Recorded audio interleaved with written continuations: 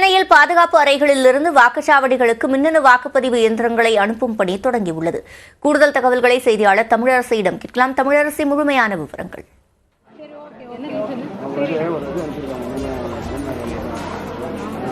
நாளை வாக்குப்பதிவு நடைபெற இருக்கக்கூடிய நிலையில் சென்னையில் 16 சட்டமன்ற தொகுதிகளுக்கும் பாதுகாப்பு அறைகளில் இருந்து மின்னணு வாக்குப்பதிவு இயந்திரம் கொண்டு செல்லக்கூடிய பணி சென்னையில் துவங்கி இருக்கிறது.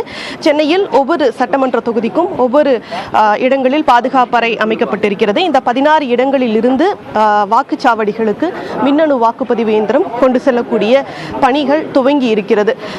அதாவது மின்னணு வாக்குப்பதிவு இயந்திரங்கள், கட்டுப்பாட்டு கருவிகள், அதே போல விவிபேட் மற்றும் தேவையான உபகரணங்கள் அனைத்தும் இந்த பாதுகாப்பு அறையிலிருந்து எடுத்து செல்லப்படுகிறது.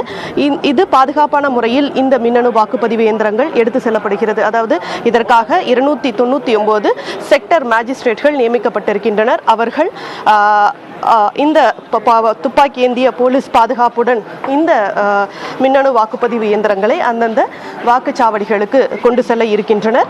குறிப்பாக இன்று காலை வாக்குச்சாவடி அலுவலர்களுக்கு பயிற்சிகள் வழங்கப்பட்டது.